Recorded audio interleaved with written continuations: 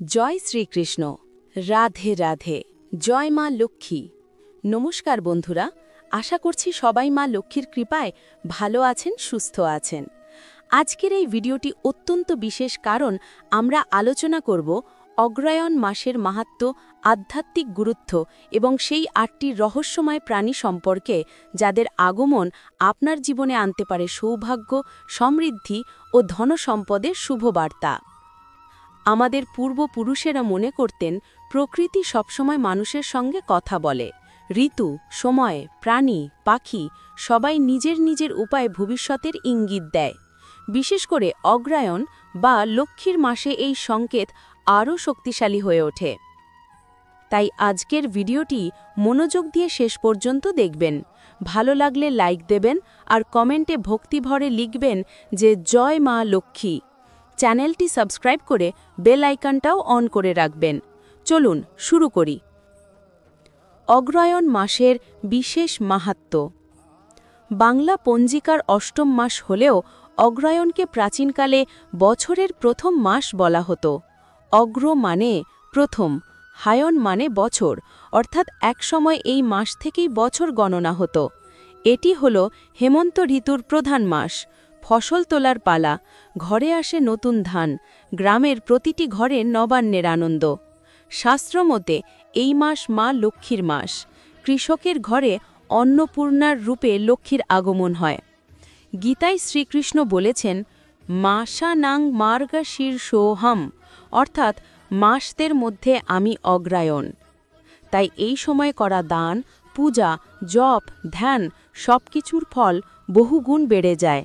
অগ্রহায়ণ মাসে ঘরে করলে 4টি শক্তিশালী শুভ টোটকা। খুব সহজ, কম খরচ, কিন্তু বিশ্বাস অনুযায়ী গভীর ফলদায়ক।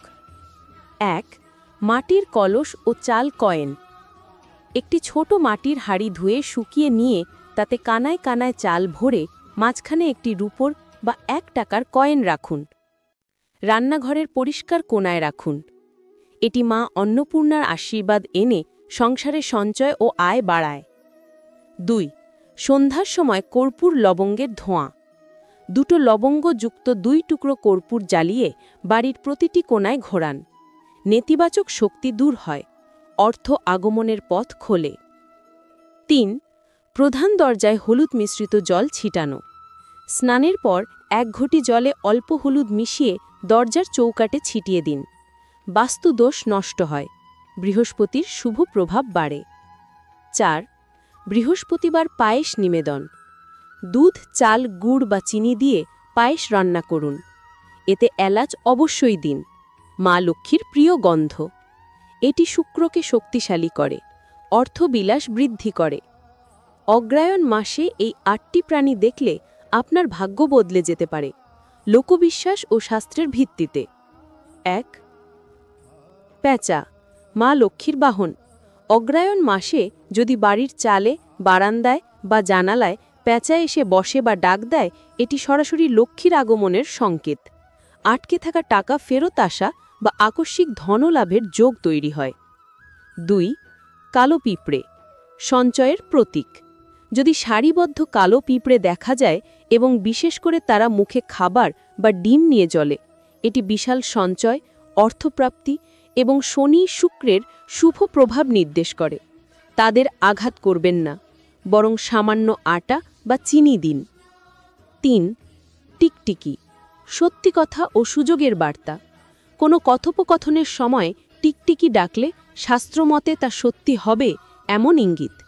ডান দিকের দেয়ালে বা দেবদিক বা ঈশান কোণে দেখা গেলে আর্থিক সাফল্যের সম্ভাবনা বাড়ে। 4. গরু, 33 কোটি দেবতার আশীর্বাদ। যদি সাদা বা লাল গরু আপনার বাড়ির সামনে আসে, এটি দেবতার আশীর্বাদ হিসাবে ধরা হয়। ঋণ মুক্তি, বিপদ থেকে রক্ষা এবং কর্মক্ষেত্রে অগ্রগতি হয়। 5. টিয়া পাখি, বুধ গ্রহের শক্তি। টিয়া পাখি বুদ্ধি, শিক্ষা এবং ব্যবসার প্রতীক। এটি দেখা মানে আটকে থাকা কাজ খুলে যাওয়া ও ব্যবসায় উন্নতি। 6. কালো কুকুর, শনি ও ভৈরবের রক্ষা। কালো কুকুর দরজার সামনে শান্তভাবে বসে থাকলে বুঝবেন শনির কুপ্রভাব কাটছে, বিপদ দূর হচ্ছে, নতুন আয়ের সুযোগ আসছে। 7. সাদা পায়রা, শান্তি ও লক্ষ্মীর স্থিতি। যদি পায়রা বাসা বাঁধে বা নিয়মিত আসে, পরিবারে শান্তি বাড়ে, বিবাদ কমে, লক্ষ্মী স্থায়ী হন, দাম্পত্য ও পারিবারিক সমৃদ্ধি বাড়ে। ৮ প্রজাপতি, নতুন সূচনা ও শুভ সংবাদ। উজ্জ্বল রঙের প্রজাপতি ঘরে প্রবেশ করলে বোঝায় নতুন আনন্দ, বিয়ের সম্বন্ধ, নতুন আয়ের উৎস বা জীবনে রঙিন পরিবর্তন আসছে। সংহার, অগ্রহায়ণ মাস স্বয়ং নিজেই একটি পবিত্র, শক্তিময় সময়।